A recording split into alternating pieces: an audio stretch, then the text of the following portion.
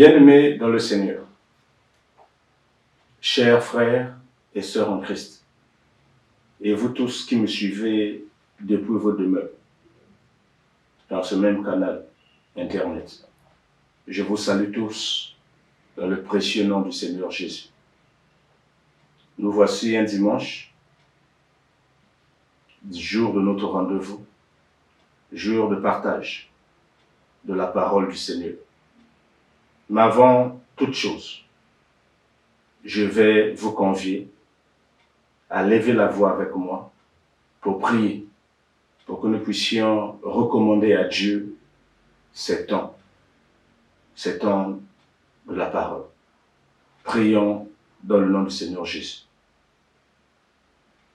Notre Père, toi qui es aux cieux, toi qui existes d'éternité en éternité, toi qui vis dans les lieux inaccessibles à la chair et au sang, toi dont le trône est élevé, ô Seigneur, au-dessus de tous les trônes, visibles et invisibles. Que ton nom soit sanctifié, Seigneur. Que ton règne vienne dans nos vies, Seigneur. Merci, Père, de m'avoir donné cette occasion pour que je puisse me tenir devant ton peuple, pour leur partager ta parole, ta pensée. C'est une grâce, mais aussi une grave responsabilité. Qu'il te plaise donc, Seigneur, de toucher les cœurs de toutes les personnes qui vont me suivre, de leur donner la foi, doublée de l'humilité, afin que ces personnes aient le courage de se repentir, si elles ont de se repentir, et de revenir à toi, pour le salut de leurs âmes, dans le nom de Jésus-Christ. Amen. Bien-aimés dans le Seigneur, et vous tous qui me suivez, la terre pleure, la terre entière. La terre vit un drame, la terre vit un grand malheur. Je ne vous apprends rien. Et tous nous vivons le confinement, dans toutes les nations ou presque. Les familles sont en deuil. Les familles n'ont pas encore cessé de compter les morts. Et chaque jour, on en compte. Et la terre entière tient les statistiques sur les morts. Bien-aimés dans le Seigneur, ce drame est lié à la pandémie actuelle, au coronavirus. Et c'est pour cela que je vais commencer ces moments en faisant mon devoir, mais mon devoir citoyen, mon devoir civique. Celui de vous rappeler à toutes les personnes qui vont me suivre l'intérêt, la nécessité impérieuse de respecter toutes les consignes, toutes les mesures barrières édictées par les autorités. Nous sommes dans des pays dits sous-développés, donc nous avons déjà des problèmes, des structures sanitaires. Si chaque citoyen ne prend pas sa responsabilité pour se protéger et protéger son environnement, sa famille, nous risquons de connaître le pire. Parce que les pays dits développés connaissent déjà le pire. Nous n'avons que Dieu, mais Dieu travaille avec ceux qui sont obéissants. L'obéissance vaut mieux que les sacrifices. Si tu tombes malade, si tu contamines dans ton entourage, dans ta famille, qui s'occupera de toi? Qui s'occupera des enfants? Faisons donc attention. Respectons les consignes de confinement, les mesures de distanciation sociale et autres gestes barrières. Avant de clôturer ce propos, je vais encore vous inviter une fois de plus, et je vous prie de me supporter. Je vais vous inviter, disais-je, de suivre avec moi ce spot qui nous rappelle à tous ce qu'il faut faire pendant cette pandémie. Merci pour votre obéissance.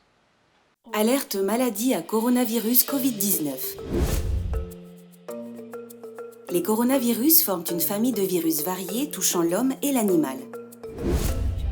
Le coronavirus Covid-19 se manifeste de 2 à 14 jours après contamination par une fièvre brutale supérieure ou égale à 38 degrés, des maux de tête, la fatigue, des frissons, des sueurs, des courbatures, la toux, un rhume, un mal de gorge, des difficultés respiratoires. Le coronavirus est transmis directement par des gouttelettes de salive émises par la toux, les éternuements et les sécrétions nasales d'une personne malade ou indirectement par des objets contaminés par une personne malade. Pour se protéger et ne pas propager la maladie, il faut se laver les mains à l'eau propre et au savon pendant au moins 40 secondes ou se nettoyer les mains avec une solution hydroalcoolique. Lavez-vous les mains après avoir toussé ou éternué lorsque vous vous occupez des malades, avant, pendant et après la préparation des aliments, avant de manger, après l'utilisation des toilettes, quand les mains sont sales, après avoir manipulé des animaux ou des déchets d'animaux. Autre précaution importante à prendre. Tousser et éternuer dans le creux du coude ou dans un mouchoir jetable. Évitez tout contact direct avec des personnes présentant des signes de grippe ou de difficultés respiratoires. Bien cuire les aliments avant leur consommation. Crabes, crevettes, poissons, viande et autres. Évitez d'embrasser ou de se faire lécher par tout animal. Au cas où la maladie est déclarée dans le pays, se protéger la bouche et le nez avec une bavette. En cas d'apparition des symptômes précédemment cités chez un membre de votre famille, un ami ou un voisin, contactez le personnel du centre de santé intégré ou l'hôpital le plus proche de votre domicile. Appelez le numéro vert 34 34 ou la direction de l'épidémiologie et de la lutte contre la maladie au 05 628 40 43 et au 06 478 70 44. Ceci est un message du ministère de la Santé, de la Population, de la Promotion de la Femme et de l'Intégration de la Femme au Développement. Bien-aimés dans le Seigneur, je reviens donc à vous, cette fois-ci pour un autre message, un autre devoir, un autre regard sur cette même pandémie, sur cette terre qui se meurt, qui pleure et qui est angoissée. Tout à l'heure, j'ai pris ma veste de citoyen pour vous dire un certain nombre de choses. Maintenant, je vais prendre et faire mon devoir pastoral. C'est de regarder la chose sous l'angle ou le prisme spirituel. Bien-aimés dans le Seigneur. Avant que je ne vous donne le thème de ce jour, j'aimerais faire ce que j'ai l'habitude de faire, un petit résumé de ce que le Seigneur nous a dit le dimanche dernier. Le Seigneur nous avait dit, vous êtes le sel de la terre, que nous sommes le sel de la terre. Mon frère, ma sœur, vous êtes chacun le sel de la terre. Église, nous sommes le sel de la terre. Et le Seigneur nous avait dit que nous devons être ce sel qui redonne le goût, qui relève le goût, qui redonne la saveur à cette terre, à des vies qui n'ont plus d'espoir, d'espérance, qui sont angoissées. La joie de vivre, c'est le rôle de l'Église. Le Seigneur nous avait dit que nous devons être ce sel antiseptique qui permet de garder éloigné des vies, mais les microbes, les bactéries, les virus et autres champignons qui détruisent les corps. Et pour cela, le Seigneur nous avait rappelé que les plus grands virus que la terre ait connus, mais c'est le diable et le péché. Et voilà pourquoi le Seigneur pouvait nous rappeler malheur à la terre. Parce que le diable, le plus grand virus, est descendu vers vous animé d'une grande colère. Et le diable est en train de détruire les vies. Et le diable a réussi même à faire de l'homme aussi un virus contre son prochain, contre lui-même, contre son habitat, contre son environnement. Ô Seigneur, aie pitié de nous. Le Seigneur nous avait aussi dit que nous sommes ce sel conservateur. Parce que le sel absorbe l'eau dans un corps. Et ce corps, une fois exposé à la lumière ou au rayonnement du soleil, sera protégé de la décomposition. Bien-aimés dans le Seigneur, nous, Église, nous devons aussi entrer dans le monde, prêcher l'évangile de Jésus, l'évangile de vérité, dire à ce monde qu'il faut abandonner le péché, enlever le péché du monde et présenter les hommes et les femmes à Christ, qui est leur lumière, pour les préparer à l'enlèvement. Dieu nous avait dit que nous sommes l'Église, donc nous sommes la maison de Dieu. Nous sommes l'Église du Dieu vivant. Dieu nous avait rappelé que nous sommes la colonne et l'appui de la vérité. Nous ne devons pas être la colonne du mensonge et l'appui des scandales. Les gens doivent avoir suffisamment confiance en nous pour venir à Christ. Nous ne devons pas prendre la responsabilité devant Dieu de repousser les gens, de renvoyer les gens, parce que notre comportement prêchera mieux que nos lèvres. Nous sommes le sel de la terre. Dans ces circonstances de douleur,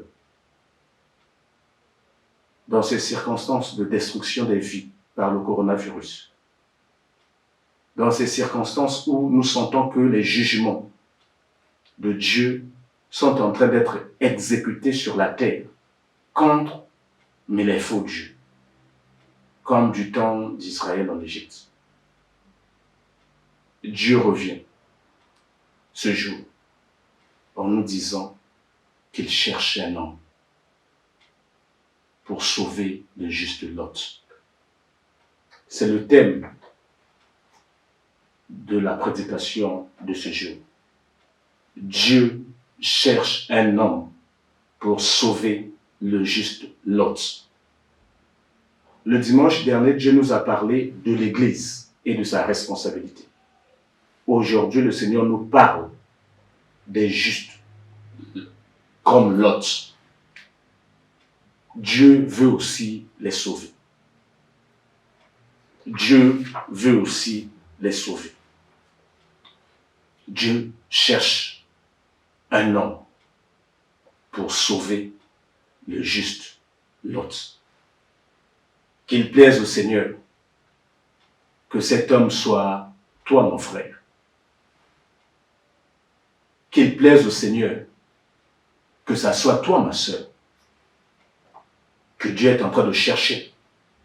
Parce que Dieu a identifié plusieurs lots qui se perdent, plusieurs lots qui risquent d'être détruits, plusieurs lots qui risquent de connaître l'enfer, plusieurs lots qui risquent de partager les jugements de Sodome, la destruction de Sodome. Pas seulement eux-mêmes, qui risquent même d'entraîner leur famille dans cette destruction. Dieu cherche un homme.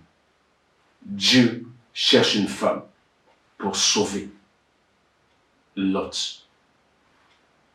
Bien-aimé dans le Seigneur. On peut se poser la question, mais qui est Lot?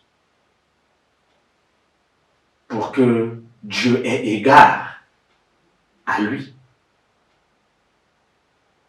Nous savons que Dieu avait décidé de détruire Sodome et Gomorrhe. Mais qui est Lot? Pour que, malgré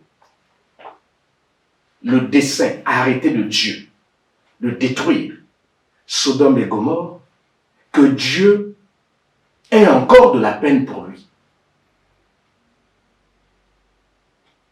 Nous allons le voir à la lumière des Écritures. Mais pour ceux qui ont l'habitude de lire la Bible, ils savent qui est Lot. Lot, mais c'est le neveu d'Abraham.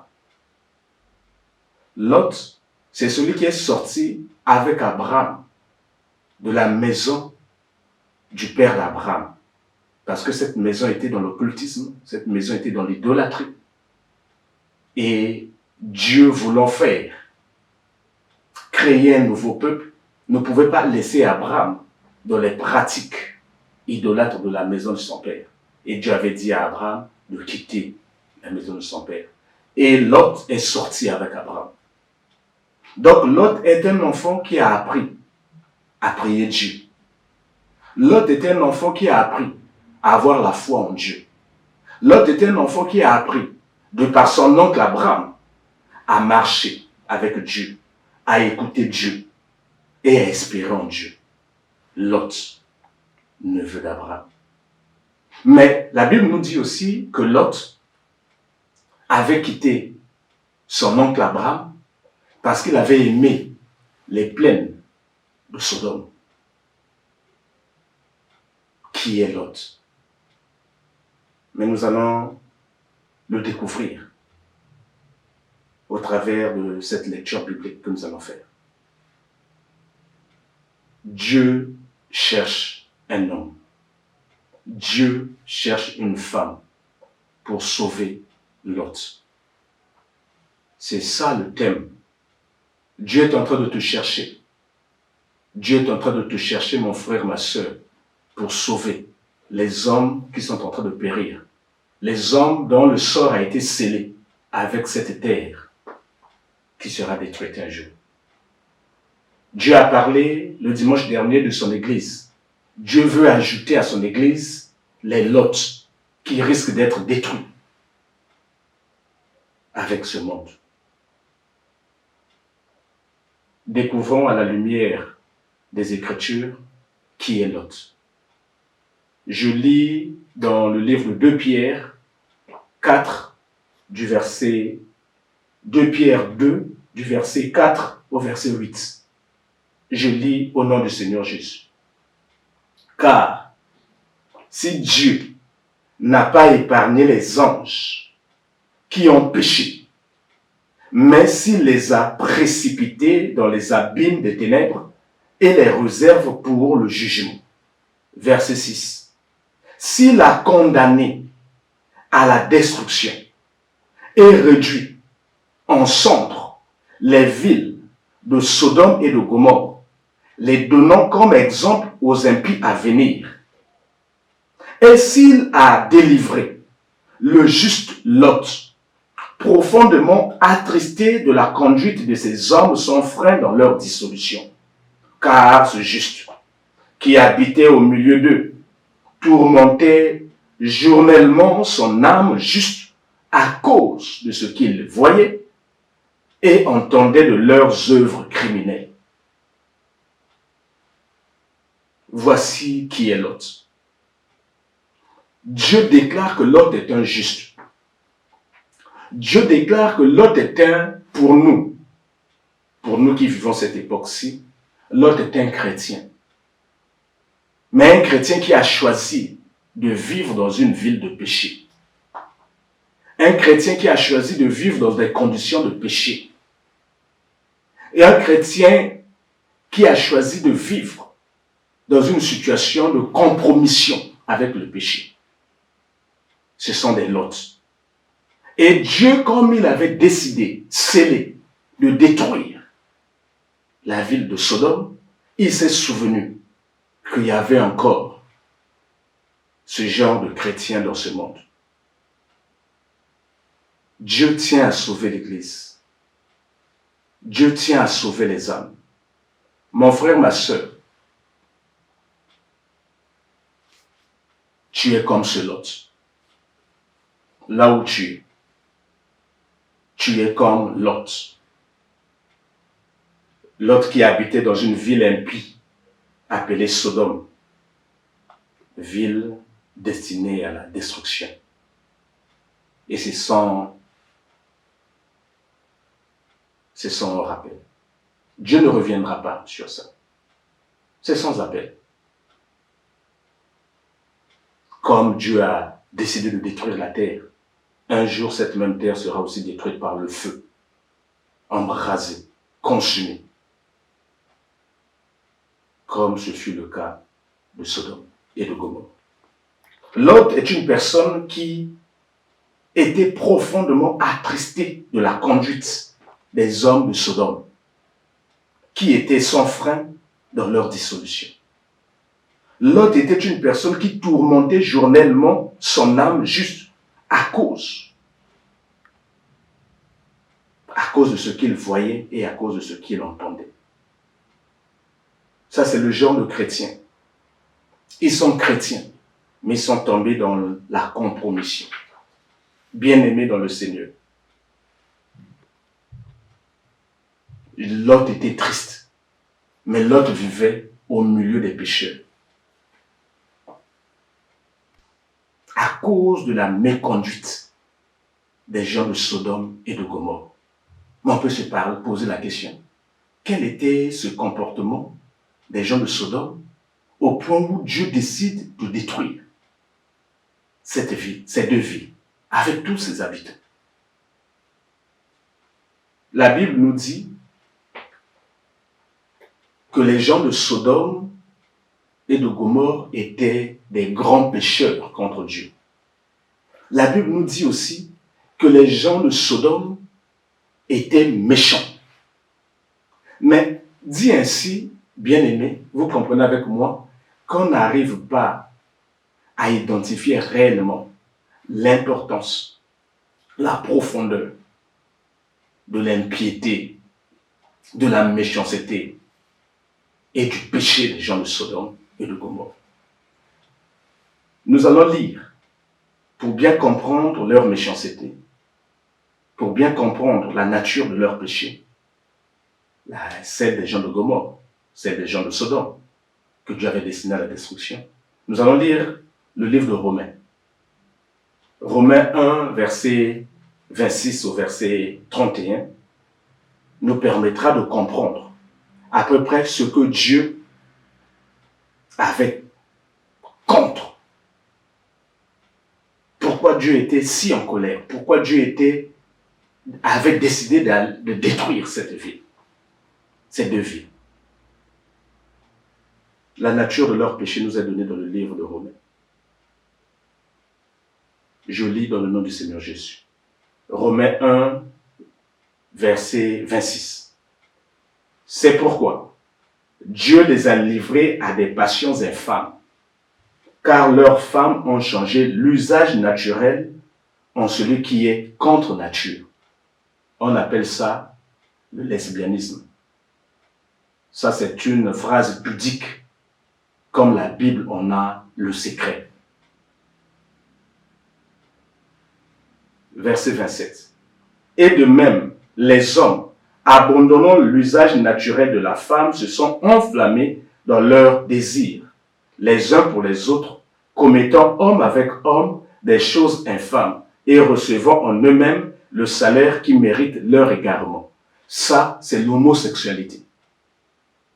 Maintenant, là, le vocabulaire des hommes qui a évolué, on appelle ça homosexualité. Mais Dieu l'a dit ainsi avec des paroles très pudiques. Verset 29. Étant remplis de toute espèce d'injustice, de méchanceté, de cupidité, de malice, plein d'envie, de meurtre, de querelle, de ruse, de malignité, rapporteur, médisant, impie, arrogant, hautain, fanfaron, ingénieux au mal. Ingénieux au mal. Ingénieux au mal. Rebelles à leurs parents, dépourvus d'intelligence, de loyauté, d'affection naturelle, de miséricorde. Voici ce que Dieu reprochait aux gens de Sodome et de Gomorrhe. Et c'est pour cela que Dieu avait décidé de sceller le sort et de détruire ces villes avec leurs habitants, par le feu. Bien-aimés dans le Seigneur, nous pouvons nous poser une autre question. Est-ce que cette description-là est différente de ce que la terre actuellement est en train de vivre en termes de mœurs? Est-ce que les gens de Gomorrhe, les gens de Sodome, qui ont fait l'objet de destruction, sont différents de ceux qui vivent l'époque-ci avec nous? Je dis même que notre époque a fait pire. Parce que maintenant, mais tout ce qu'on vient de décrire là est banalisé. Mieux, tout ce que l'on vient de décrire là, la conduite contre nature, l'homosexualité et les autres, non seulement que ces actes sont banalisés, mais ces actes sont maintenant légalisés, marqués dans le marbre par le législateur. Pire, c'est parler de Jésus qui peut vous coûter votre tête dans d'autres cieux. C'est parler du Dieu véritable, le Créateur, qui est pénalisé. Les hommes d'aujourd'hui font pire que ceux de Sodome et de Gomorrhe.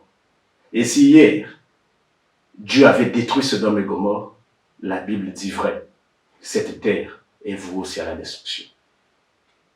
Mais il se trouve qu'il y avait des hommes comme Lot dans Sodome, que Dieu lui-même qualifie de juste.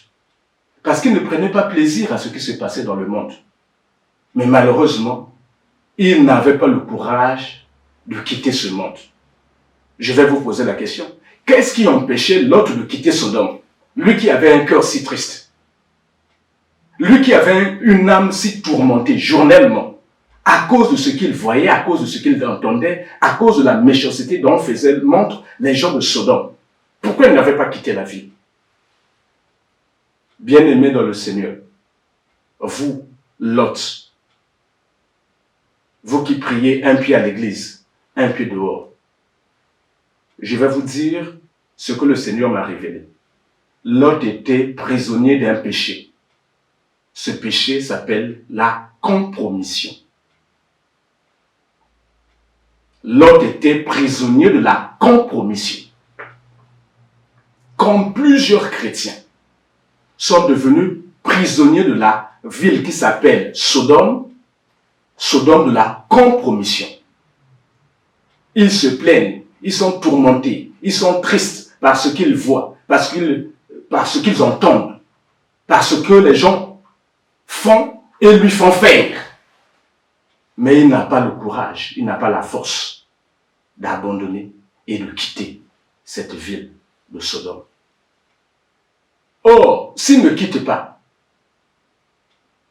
il risque d'être détruit. Parce que Sodome sera détruite. La compromission. Je suis allé fouiller dans le dictionnaire parce que le Seigneur m'a parlé de la compromission. On me dit que la compromission est un acte par lequel on accepte pour un temps court ou long d'oublier pour un intérêt idéologique, matériel, financier, professionnel, conjugal et même religieux.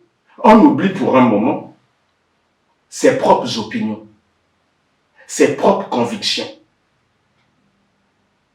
la justice et la vérité.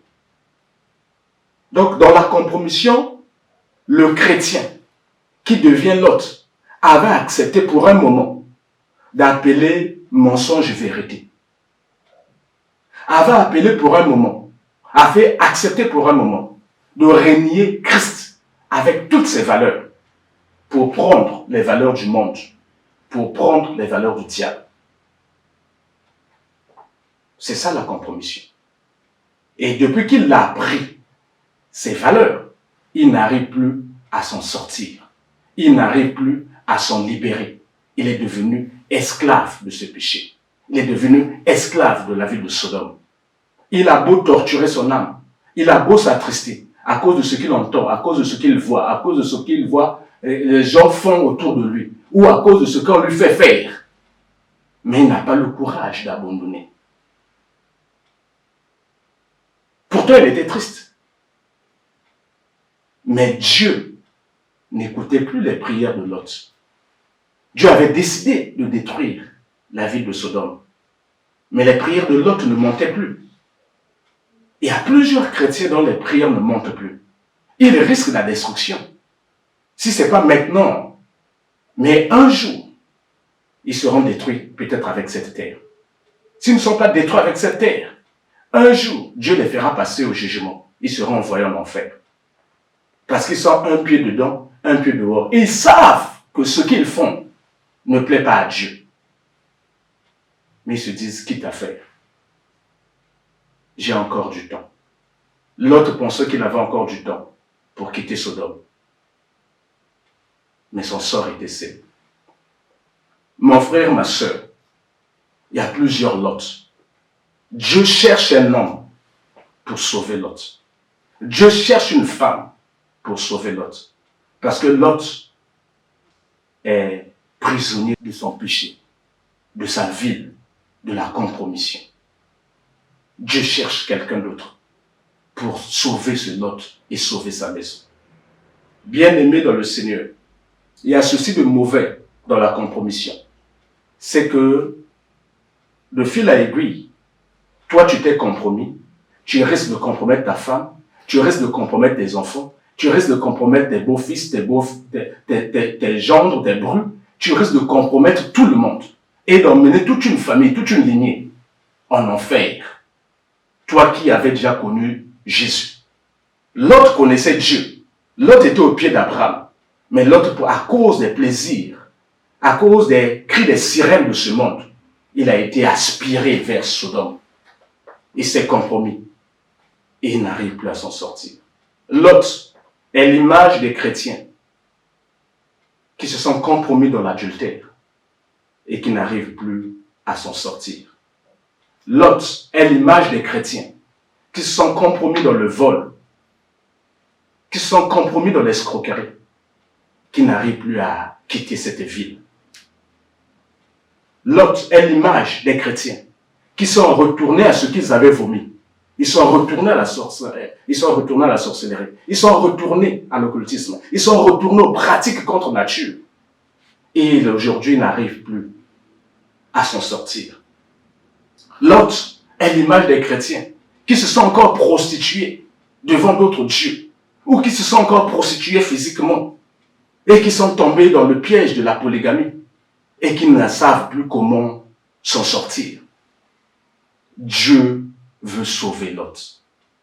Dieu veut agrandir son église. Dieu veut récupérer tous ces chrétiens qui aujourd'hui sont dans Sodome, destinés à la destruction, mais qui n'arrivent plus à sortir. Vous savez pourquoi?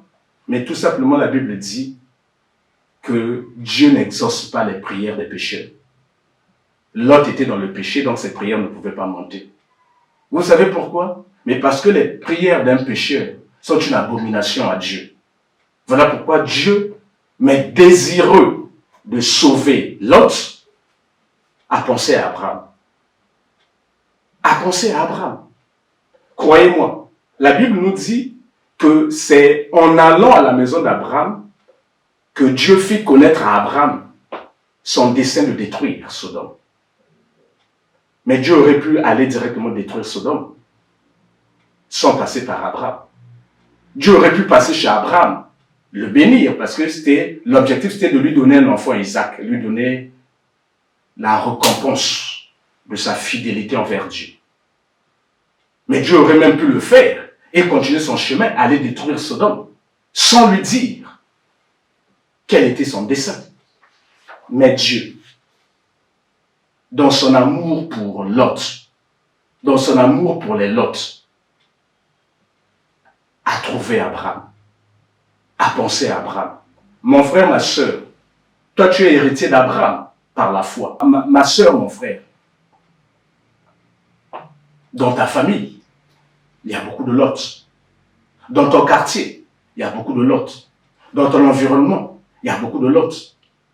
Mon frère, ma soeur, tu es peut-être comme Abraham, l'oncle ou la tante d'un Lot, dont le sort est déjà scellé, qui se dit chrétien, mais qui n'est pas connu de Dieu, qui risque d'être détruit. Parce qu'il est dans la compromission.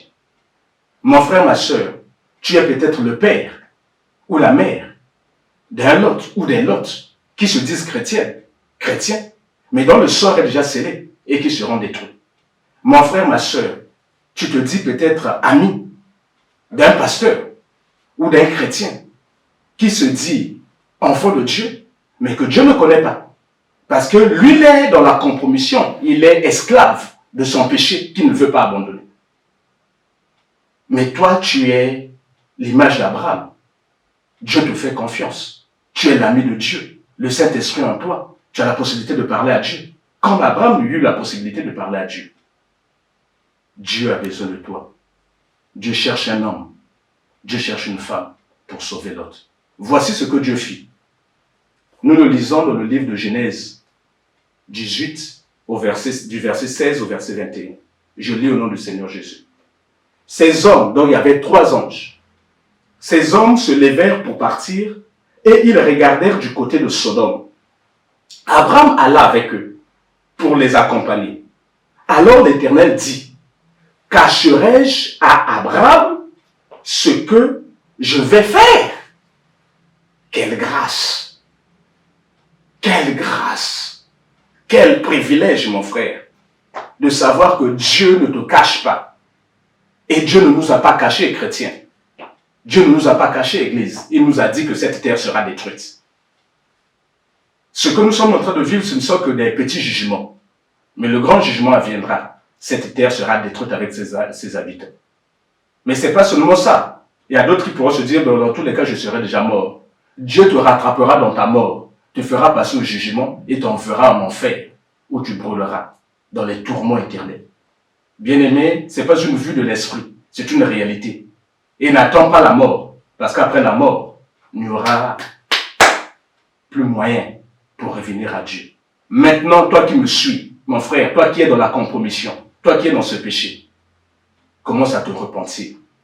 Parce qu'il y a quelqu'un qui prendra le défi, qui relèvera le défi au nom de Jésus pour parler à Dieu en ta faveur. Mais là où tu es aussi, commence à regretter, commence à tourmenter ton âme et à implorer la grâce du Seigneur.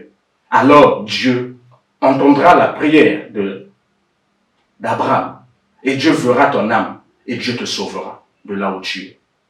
Le Seigneur, Dieu, cherche un homme, cherche une femme pour sauver Lot. Ces hommes se levèrent pour partir et ils regardèrent du côté de Sodome. Abraham alla avec eux pour les accompagner. Alors l'Éternel dit, cacherai-je à Abraham ce que je veux faire? Et l'Éternel dit, le cri de Sodome et Gomorrhe s'est accru et leur péché est énorme. C'est pourquoi je vais descendre et je verrai s'ils ont agi entièrement selon le bruit venu jusqu'à moi. Et si cela n'est pas, je le saurai. Mais Dieu connaît toutes choses. En fait, Dieu le dit à Abraham pour susciter en lui la prière, l'intercession. Dieu fait connaître à Abraham son dessein. Bien-aimé dans le Seigneur, le dessein de Dieu n'est pas caché. C'est que les hommes et les femmes qui ne seront pas trouvés avec Christ seront détruits. Et un jour, même si ces personnes-là mourraient avant que le Fils de Dieu ne vienne prendre l'Église, un jour ces personnes seront ramenées à la vie pour passer au jugement. Et ça sera triste pour les gens comme Lot, qui ont connu Abraham, qui ont marché avec Abraham, que dis-je? Pour les gens comme toi et moi, qui ont connu Christ, qui ont marché avec Christ, et qui pour un moment ont accepté la compromission. se sont détachés de Dieu pour aller dans les plaisirs de ce monde. Pour un moment, ils ont accepté que le mensonge devienne la vérité. Ils ont renié Christ pour suivre le diable. Bien-aimés dans le Seigneur, Dieu cherche un homme, Dieu cherche une femme pour sauver Lot. Alors, comme Dieu lui-même avait dit à Abraham, cacherai-je à Abraham ce que je vais faire? Abraham a saisi l'occasion. Que fit Abraham? Mais nous le lisons à la suite. Au verset 23 du même chapitre 18. Feras-tu aussi périr le juste avec le méchant? Au verset 25, Abraham dit à Dieu, mais faire mourir le juste, parce que c'est Dieu lui-même qui a qualifié Lot de juste. Parce que Dieu voyait le cœur de Lot. Il était triste de vivre dans Sodome. Il était triste. Mais il n'avait pas le courage de quitter Sodome à cause de la compromission. Il avait exposé toute sa famille à la destruction. Alors, bien-aimé, Abraham s'approcha et dit, feras-tu aussi périr le juste avec le méchant? Faire mourir le juste avec le méchant, en sorte qu'il en soit du juste comme du méchant. Loin de toi cette manière d'agir. Loin de toi. Celui qui juge toute la terre, n'exercera-t-il pas la justice? Abraham dit, au verset 32, que le Seigneur ne s'irrite point. Je ne parlerai plus que cette fois. Peut-être, s'il s'y trouvait, 10 justes. Peut-être se trouvera-t-il 10 justes. Et l'Éternel dit, je ne la détruirai point à cause de ces 10 justes. L'Éternel s'en alla lorsqu'il eut achevé de parler avec Abraham, et Abraham retourna à sa demeure. Abraham était sûr, parce qu'il est le père de la foi, pour avoir élevé la prière, intercédé en faveur de Lot. Dieu allait sauver Lot. Abraham fit un calcul très simple. Vous prenez Lot, vous prenez sa femme, vous prenez ses 4 filles, ils étaient déjà 6. Or, 2 de ses filles étaient mariées avec les gens de Sodome. Ils étaient 8. Il se disait certainement que ces 2 filles-là ont déjà eu au minimum un enfant.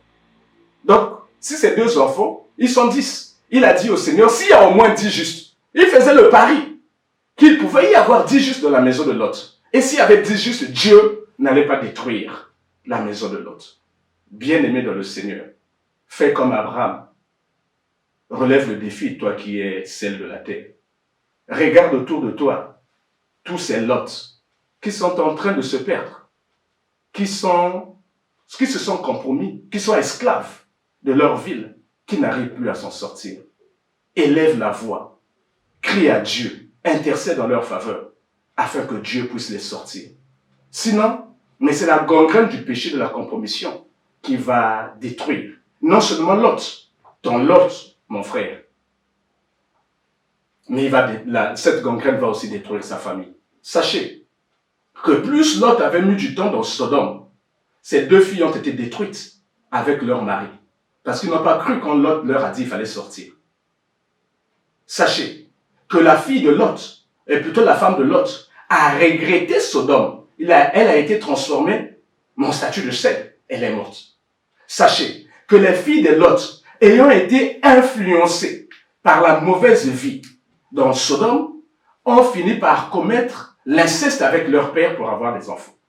Bien-aimé, il est plus que temps de prier pour les Lot, afin qu'ils reviennent au Seigneur.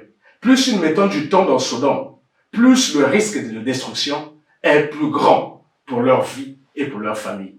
Frère, ma sœur, toi qui es Lot, toi qui me suis, il est plus que temps. Ne joue pas l'hypocrisie. Dieu connaît toutes choses. Maintenant, abandonne la compromission. Abandonne le péché. Décide, quel que soit le prix que tu auras à payer, décide de revenir à Dieu. Implore la grâce de Dieu. Implore la miséricorde de Dieu. Regrette tes actes et reviens à Dieu. Abandonne ce péché. Et Dieu va trouver quelqu'un qui élèvera la voix en ta faveur pour ton salut. Je vais terminer en lisant que Dieu avait tenu promesse à ce qu'il avait dit à Abraham. Nous le lisons dans le livre de Genèse 19, verset 29.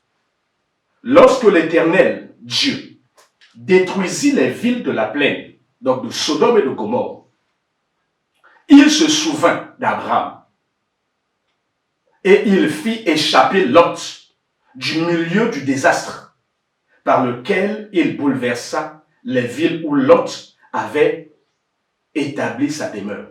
Dieu ne se souvint pas des prières de Lot parce que ses prières ne pouvaient plus monter. Dieu n'exauce pas les prières des pécheurs. Dieu ne se souvient pas de Lot parce que les prières des pécheurs sont des abominations devant Dieu. Dieu s'est souvenu d'Abraham qui avait intercédé en faveur de Lot. Et quand Dieu avait vu l'âme de Lot et que l'âme de Lot ne prenait pas plaisir au péché de Sodome, Dieu a dit il faut sauver ce gars. Il faut sauver sa maison. Bien-aimé, Dieu est fidèle. Nous avons vu que Dieu s'est souvenu d'Abraham. Dieu se souviendra de toi, de tes prières en faveur du Lot, de la Lot ou des Lots qui sont dans notre environnement, qui sont dans nos églises, qui sont dans ce monde. Il y a des Lots qui sont des pasteurs, des ministres de Dieu, qui se sont compromis dans les péchés. Plutôt que de se repentir, ils vont chercher les versets bibliques pour étayer que Dieu approuve la polygamie. Il y a des Lots qui sont des autorités. Plutôt que de se repentir comme David en son temps, mais qui trouvent toujours des raisons pour rester loin de Dieu. Le temps est arrivé, bien-aimé, Lot, de revenir au Seigneur. Et Dieu trouvera un Abraham pour prier en ta faveur. Bien-aimé dans le Seigneur, je termine ces moments en vous recommandant entre les mains de Dieu. Que vos cœurs ne se troublent point. Que la paix de Dieu soit avec vous, maintenant et pour toujours. Je prends rendez-vous avec vous pour le dimanche prochain. En attendant, soyez bénis dans le nom du Seigneur Jésus. Amen.